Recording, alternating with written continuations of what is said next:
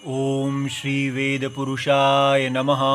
नमस्कार। Class number 241 Shrimad Bhagavad Gita जी शंकराचार्य जी के भाष्य के अनुसार आरंभ किया जाता है। ओम श्री सीता रामचंद्राभ्याम नमः। नमो गुरुभ्यः। अथ काल देवता श्री संवत् 2081 भाद्रपाद कृष्ण पक्षः द्वादशी पुनर्वसु नक्षत्रम दक्षिणायनम वर्षा ऋतुः। ओम तत्सत् श्री शंकराचार्याय गुरवे नमः। अच्छेद्योऽयम् अदाह्योऽयम् अक्लेद्यो शेष्य एव च नित्यः सर्वगतस्थाणुरचलोऽयं सनातनः। श्लोक नंबर 24 और अध्याय नंबर 2। बुक है गीता प्रेस गोरखपुर, नंबर 10। अच्छा जी, तो अब इसको देखा जाता है। तो अच्छेद्योयम, जो पिछले श्लोक में कहा कि न एनम शस्त्राणि छिन्दन्ति, इसको शस्त्र नहीं काटते, तो उसी को कहा ये अच्छेद्य है, किसी भी शस्त्र के द्वारा काटी नहीं जा सकती। अदाह्योयम, तो जो पिछली बार कहा न एनम दहति पावकः, तो इसलिए ये अदाह्य है, माने ये जलाई नहीं जा सकती।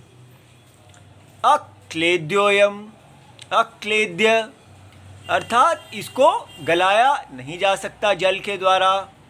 अशोष्य अर्थात इसको वायु के द्वारा नहीं सुखाया जा सकता। तो कौन इसको? ये जगत का परम सत्य, जो इस समय देह में उपलब्ध है, देही की तरह। हर देह में जो देही के रूप में उपलब्ध है, वह जगत का सत्य, इस प्रकार उसको कहा जा रहा है। अच्छा, उसके बाद कहा वो नित्य है, सर्वगत है, स्थाणु है, अचल है, अयम सनातन है। तो इसको शंकराचार्य जी समझाएंगे कैसे है। ये देखिए, यस्माद् अन्योन्य नाश हेतुनी भूतानि, ये संसार में देखा जाता है कि सभी भूत माने जैसे पृथ्वी है, जल है, अग्नि है, वायु है, ये सब एक दूसरे को नाश करते हैं। जैसे अगर मिट्टी डाल दी जाए जल के अंदर तो जल दूषित हो जाता है, और जल अगर आग के ऊपर डाल दिया जाए तो अग्नि मंद हो जाती है।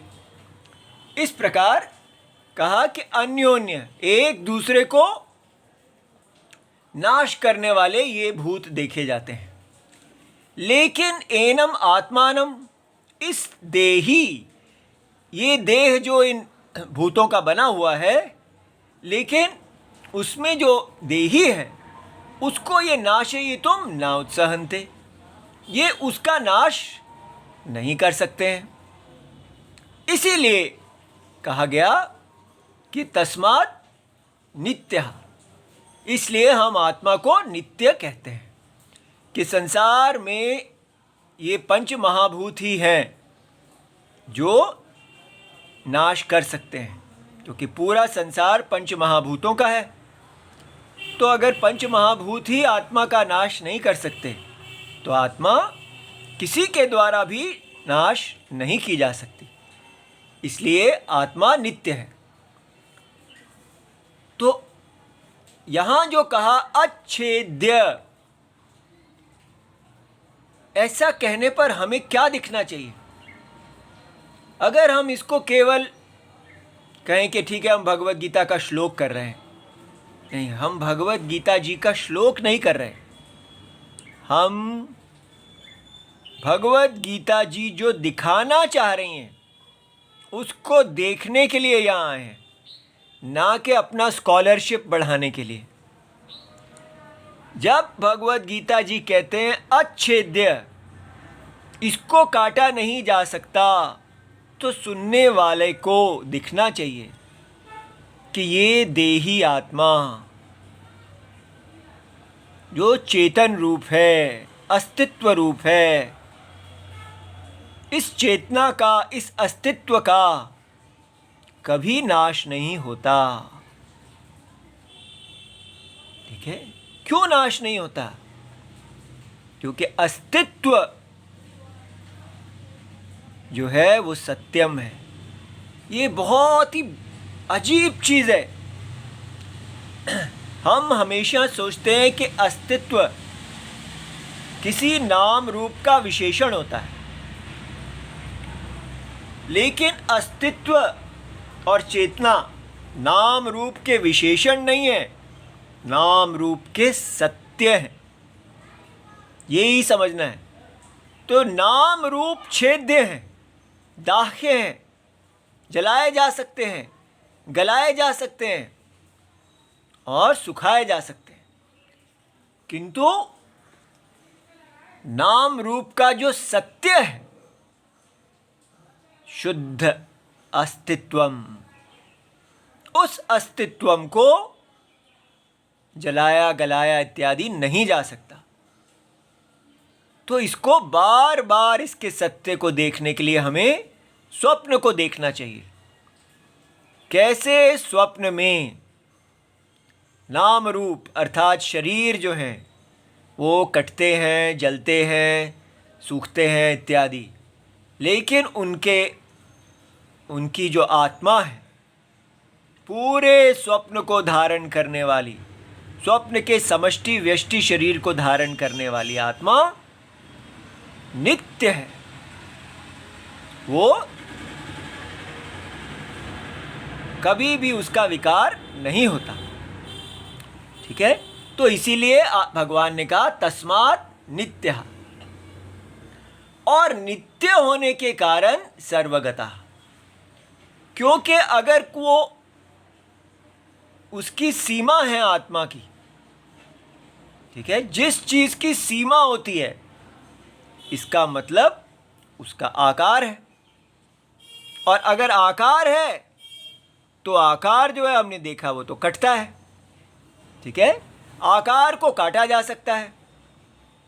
तो इसलिए समझ में आया कि आत्मा असीमित है। असीमित आत्मा को कहा सर्वगत।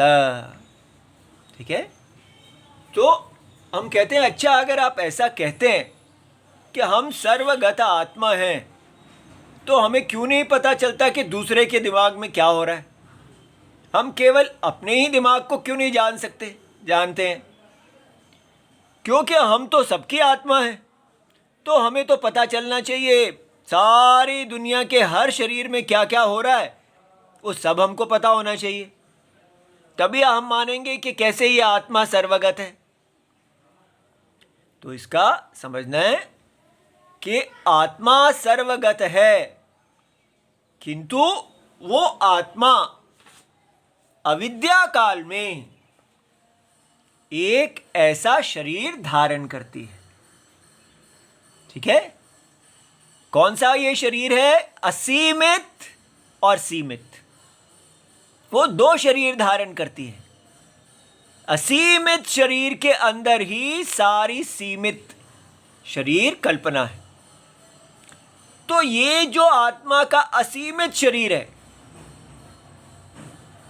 उस शरीर में जो इसका अभिमानी है, ठीक है, उसको सब कुछ पता है। तो ब्रह्मा जी, विराट आत्मा, ये स्थूल शरीर का जो अभिमानी आत्मा है, जिसका ये पूरा शरीर है, तो वो सर्वज्ञ है। वो सब जानते हैं कि हर एक के अंदर क्या हो रहा है। लेकिन जो इस सीमित शरीर अभिमानी है, तो एक ही आत्मा जो सर्वगत है, लेकिन उपाधि के आधार पर वो सर्वगत नहीं है। उपाधि सर्वगत नहीं है। उपहित, जिसने उपाधि को धारण किया हुआ है, वो सर्वगत है। बल्कि करेक्शन की जा रही है कि उपाधि की सीमा आप अपने ऊपर ना लो। और ये देखिए, ये जो असीमित उपाधि है ये भी आत्मा के अंदर है। इसलिए सीमित और असीमित दोनों उपाधियों को के अभिमान से रहित है सत्य आत्मा। सत्य आत्मा में सीमित और असीमित उपाधि का ये विकल्प है। जैसे रस्सी में एक सांप अज्ञान के कारण विकल्प है, तो हमको ये प्रॉब्लम सॉल्व हो जानी चाहिए कि अगर कहा जाता है कि आत्मा सर्वगत है, हमको सब कुछ पता होना चाहिए। ऐसा नहीं है, क्योंकि उपाधि सीमित है। हम जो कुछ जानते हैं सीमित उपाधि से ही जानते हैं, ठीक है। और ये जो विराट आत्मा है ये असीमित उपाधि से जानते हैं। इसके अंदर सूक्ष्म शरीर की उपाधि है, वो उससे भी ज़्यादा व्यापी है। ब्रह्मा जी इत्यादि देवता वो सर्वव्यापी हैं, लेकिन उससे भी आगे परमात्मा है, अपनी माया उपाधि से धारण किए हुए। और ये तीनों शरीरों से, कारण शरीर जो सुषुप्ति है, और स्वप्न शरीर जो सूक्ष्म शरीर है, और स्थूल शरीर जो ये जागृत है, इन तीनों शरीरों को धारण करने वाला आत्मा सर्वगत है। तो सर्वगतत्व हम समझ में आया, अर्थात सारी तीनों उपाधियां इस आत्मा के अंदर है। कोई भी उपाधि आत्मा को परिच्छिन्न नहीं करती, आत्मा सबको परिच्छिन्न करती है। परिच्छिन्न माने लिमिटेड। आत्मा किसी भी उपाधि से लिमिटेड नहीं है, ठीक है, परिच्छिन्न नहीं है। इसलिए आत्मा को कहा आत्मा सर्वगत है। और क्योंकि आत्मा सर्वगत है, सर्वगतत्वात् स्थाणु, तो आत्मा स्थाणु है। स्थाणु माने स्थाणु इव स्थिरः। स्थाणु तो किसी पिलर इत्यादि को कहते हैं, पोस्ट को जो खड़ा है, नहीं, स्थाणु के समान स्थिर। तो ये नहीं समझना कि आत्मा खड़ी हुई है माने उसमें किसी भी प्रकार की कोई क्रिया नहीं है। क्रिया जो है वो स्वप्न के अंदर होती है, ना कि स्वप्न के साक्षी में क्रिया होती है, ठीक है। स्वप्न का साक्षी, जागृत का साक्षी सदा सारी क्रियाओं से मुक्त है, इसलिए वो स्थिर है। अच्छा जी, आगे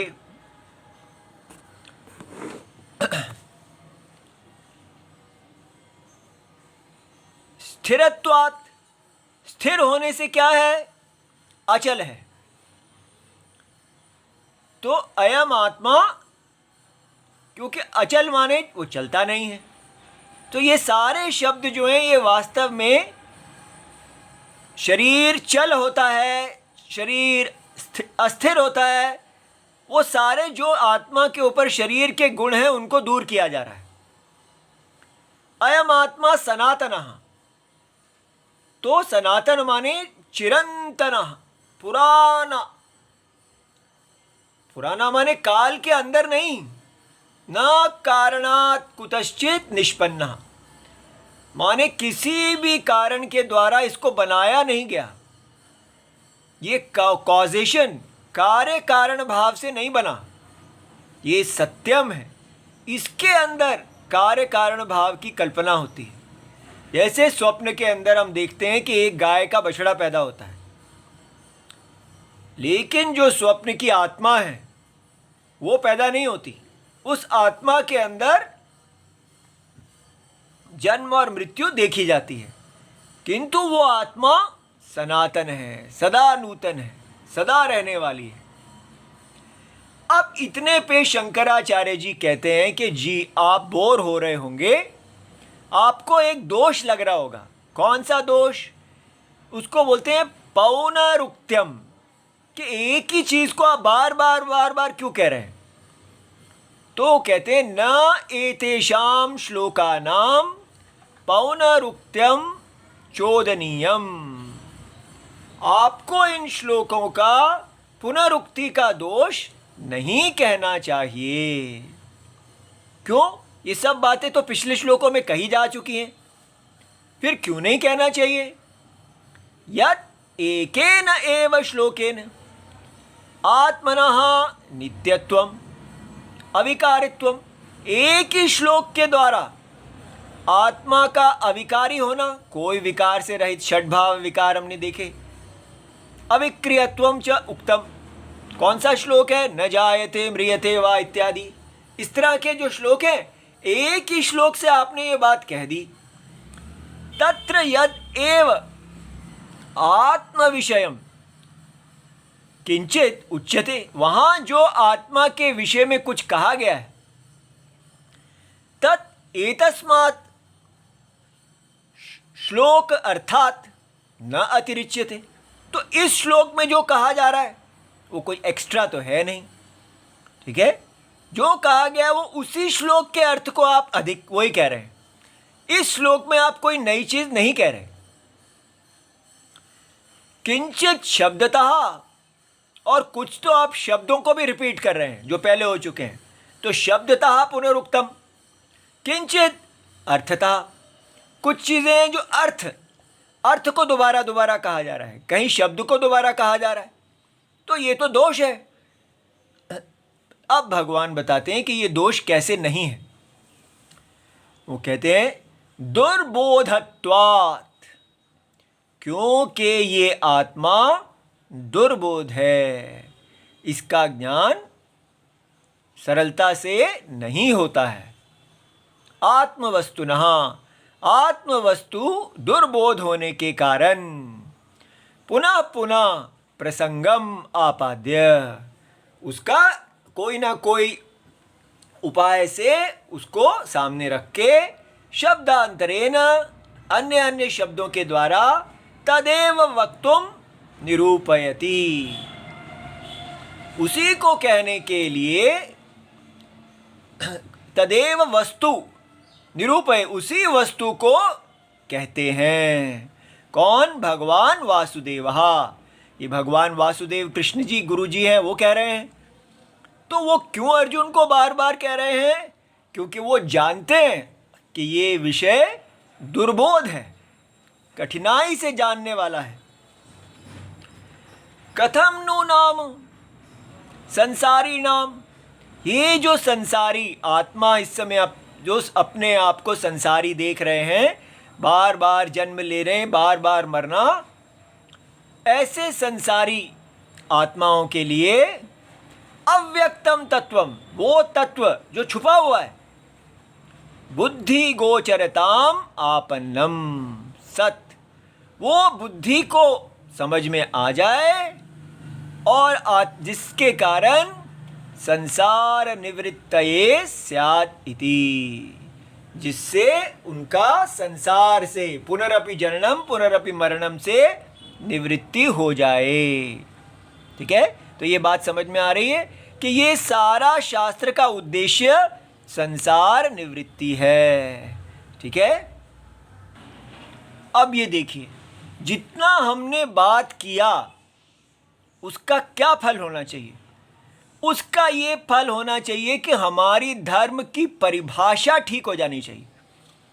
हमारी धर्म की परिभाषा भगवद गीता जी द्वारा बताए परम सत्य पर आश्रित होनी चाहिए कि ये सत्य है और सत्य के अनुसार हमको जीना है।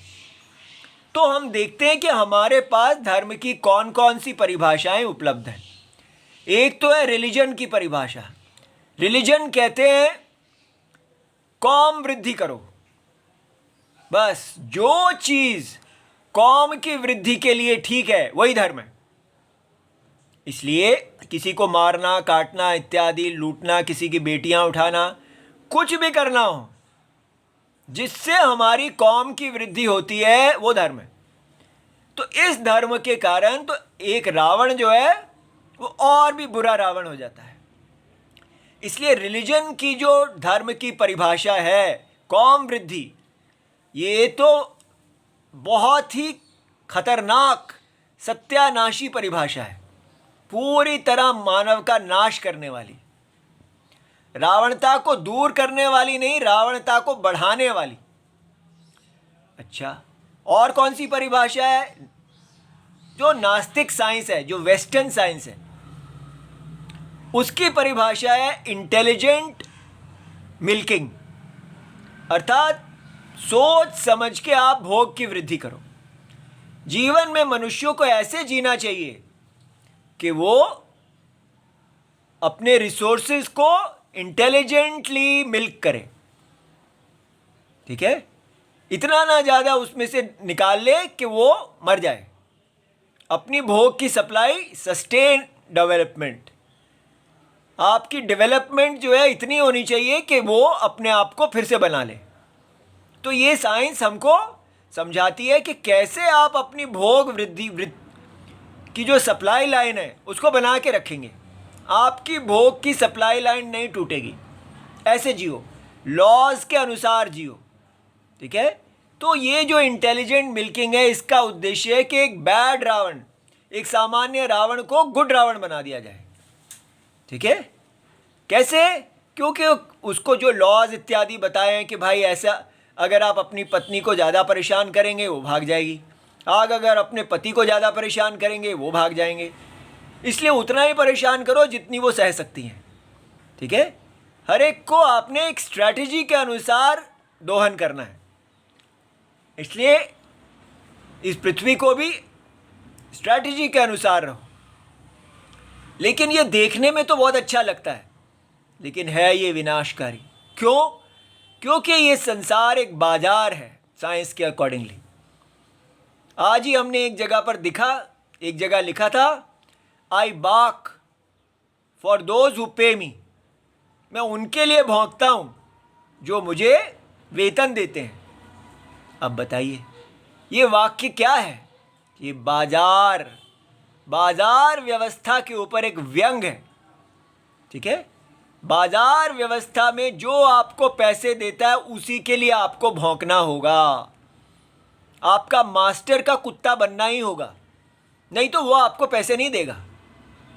इसलिए आपकी वैल्यूज़ वही होंगी जो आपको आपका मास्टर बताएगा। अगर पैसा चाहिए तो मेरे अनुसार चलो, ठीक है। इसलिए आपको हर समय प्रॉफिट, मास्टर के प्रॉफिट के लिए सोचना होगा। तो देखा जाए तो ये भी एक प्रकार की कौम वृद्धि हो जाती है। यहाँ पर पूरी कौम ही है जो अपने सेल्फिश इंटरेस्ट को बढ़ाती है, और यहाँ पर एक बाजार है जो अपने सेल्फिश इंटरेस्ट को बढ़ाता है। तो देखने में लगता है ये गुड रावण है, लेकिन प्रैक्टिस में बाजार और कौम, रिलीजन और मार्केट दोनों ही एक ही जैसे हैं। ये भी केवल सेल्फिशनेस को ही प्रमोट करता है। और काम, क्योंकि काम को चेक किया ही नहीं जा सकता, जब तक हमें वेद में कहा गया उपाय ना मिले काम को जीता नहीं जा सकता। अब तीसरी डेफिनेशन धर्म की देखिए, तीसरी परिभाषा है वैष्णव यज्ञ वृद्धि। ये पक्का रावण को राम बनाने वाली है। वैष्णव यज्ञ क्या है? ये हमारे वैष्णव यज्ञ हैं, हमारे विराट भगवान। हमको ये समझाया जा रहा है कि आत्मा, अभी जो हमने जाना, ये आत्मा सर्वगत है, सत्यम है, नित्य है, और ये एक अज्ञान की दृष्टि से एक माया शरीर धारण किए हुए है। तो जब ऐसा समझ में आता है तो आपको समझ में आता है आप हैं कौन। आप ये नहीं हैं, आप इसको धारण करने वाले सत्य हैं। और आपके दो शरीर हैं, समष्टि और वेष्टि, होल भी उसी आत्मा का शरीर है। अगर आत्मा, आप आत्मा हो, जगत की आत्मा, तो जगत की आत्मा पूरी जगत शरीर भी है उनका, और जगत के अंदर जो छोटे शरीर हैं, सीमित शरीर हैं, वो भी एक ही आत्मा के हैं। ये बात जब समझ में आती है तो सारा कि मैं यहाँ पर क्यों बैठूँ, मैं वहाँ बैठूँगा, काम का कोई मतलब नहीं रहता। जब ये सारा मेरा ही शरीर है और मैं ही इस जगत की आत्मा हूँ, तो मैंने ही एक छोटे शरीर धारण किए हैं और मैंने ही बड़ा शरीर धारण किया है। तो जहाँ मैं पैदा हुआ हूँ वही काम करना चाहिए, और कोई स्वार्थ है ही नहीं। इसलिए एक ही आत्मा ब्राह्मण बन के पैदा हुई, क्षत्रिय बन के पैदा हुई, वैश्य बन के पैदा हुई, शूद्र बन के पैदा हुई, और अंतजः बन के पैदा हुई, और उसके बाहर के लोग हैं वो पैदा हुई, लेकिन वो सब इसी के अंदर ही हैं, जगत के अंदर, असीमित के अंदर। तो इसलिए हमें समझ में आता है कि ये जो तरीका है, ये क्या करता है। रावण कौन है? जो कहता है मैं इसकी वृद्धि करूंगा, अपनी देह, कंज्यूमर। तो साइंस इसी को कह रही है कि तुम गुड रावण बन जाओ, लेकिन वो गुड रावण नहीं बनेगा, क्योंकि उसको तो अपनी ही वृद्धि करनी है। और रिलीजन भी इन्हीं को ही कह रहे हैं कि तुम लोग सब इकट्ठे हो जाओ और तब तुम लोग भोग को पालोगे। लेकिन वेद क्या कह रहे हैं? भोग को नहीं पाना। अगर भोग के पीछे जाओगे तो यज्ञ के विरुद्ध हो जाओगे। इस धर्म को पालन करते हुए जो मिल जाए उसमें संतोष करो। यज्ञ आपको जो देता है, आप ब्राह्मण कार्य कर रहे हैं, उसमें जो मिले उसी में संतोष करो। भगवान विष्णु आपको पालेंगे, आप भगवान विष्णु को पालो।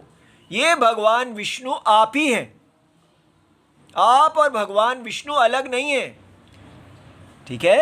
एक ही आत्मा जीव है और एक ही आत्मा ईश्वर जगत है, ठीक है।